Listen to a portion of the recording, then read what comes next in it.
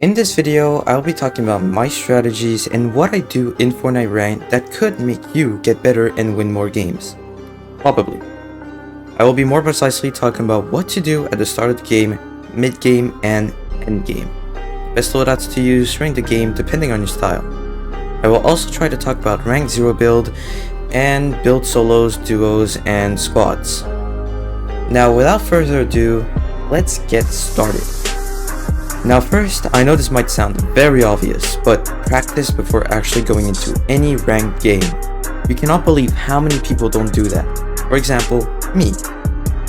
Now, if you are wondering what map you should trade in, I have no advice for this, but I will say 1v1 maps are really good because you are always against 9-year-olds who skip school because they want to be like Booga or Mongrel.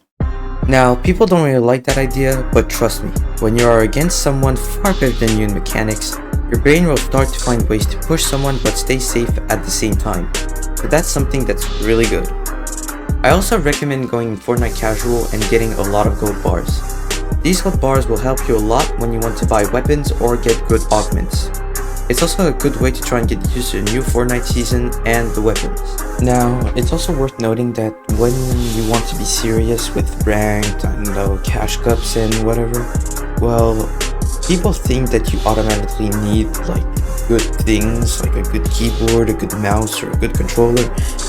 But first, you actually don't really need that. It's actually just if you manage to get to, let's say, diamond or elite with like some just basic $50 mouse and keyboard, or just a normal controller with no pads in the back, well, that's already really good. That's when you should actually start like putting money into the game.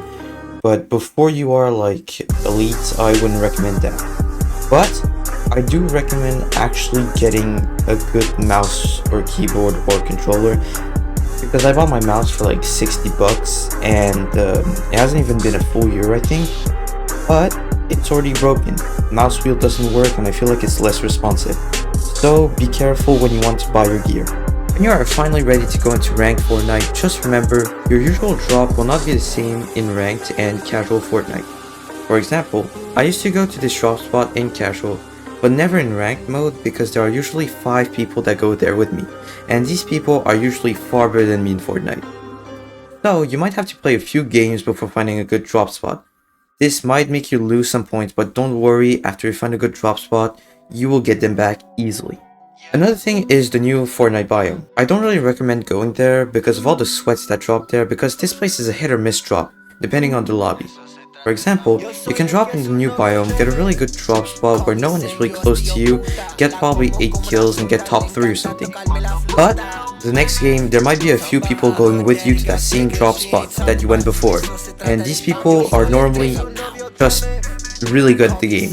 However, if you like taking risks and don't mind losing some points, I highly recommend you going to this drop spot because it's a vault that you can enter without trading any weapons. This drop is really good in builds and in zero builds. It's just a bit harder to enter in zero builds, but it's possible.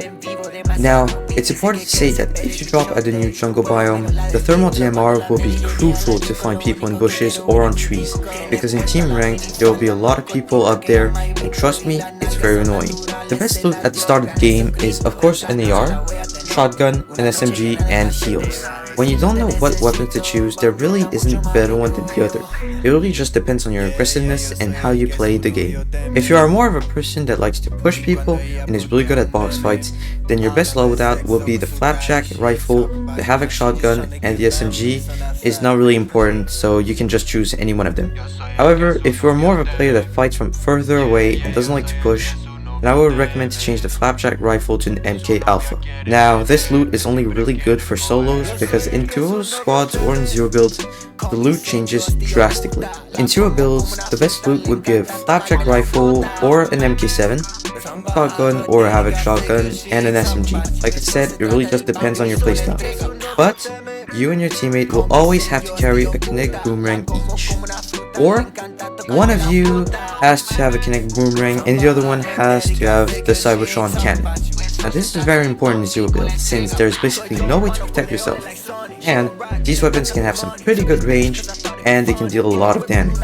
best way to use a kinetic boomerang in zero build is when your enemy is in a bush or has the high ground on you. After you have your loadout ready, you will probably have to rotate. And this is where you will have to know how to rotate to dead zone. Now, to explain this as easily as possible, dead zone is pretty much the place in zone where it is the closest to the storm and also the furthest for rotating. Now, if you're wondering why I'm mostly just showing zero build duo clips, well, it's because my building mechanics are horrible right now and my mouse is kind of broken. So, yep, that's it. So I'm probably just going to train my mechanics again, do more ranked gameplay and stuff, and build solos. And but for now, it's just going to be duo zero builds. So now, that's it. Let's continue the video. Now I will try to explain and show you where dead zone is in this map. It might be an old Fortnite map, but it will do fine for this. I will give you 10 seconds to find out where dead zone is.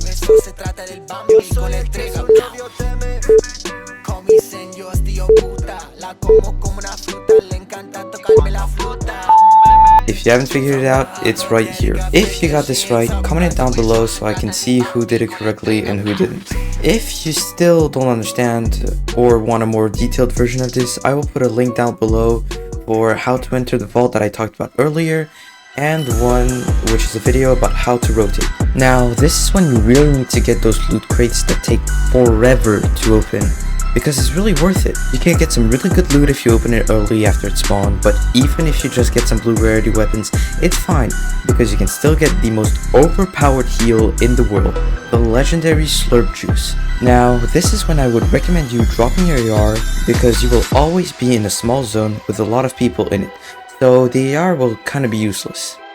This is only if you want, but in zero build, it's an obligation, since you need 2 slots for your weapons, 1 for your boomerang or your cybertron cannon, and 2 slots for your heals. In duos or squads, it's not an obligation because you and your teammates will still have a lot of heals combined. The best heals you need in the mid and end game are a slap juice or minis, Medmis, and a slurp juice. I think the best choice here personally would be to drop the minis and swap them for slap juice, because even though they do give less health, it does give you white heals or shields, depending on how much health you have. You can drink it while running and you will be able to have infinite sprint for a certain amount of time. With this information, you should be able to rank up faster. Please drop a like and subscribe. This took far too long to make, and it shows that my hard work paid off.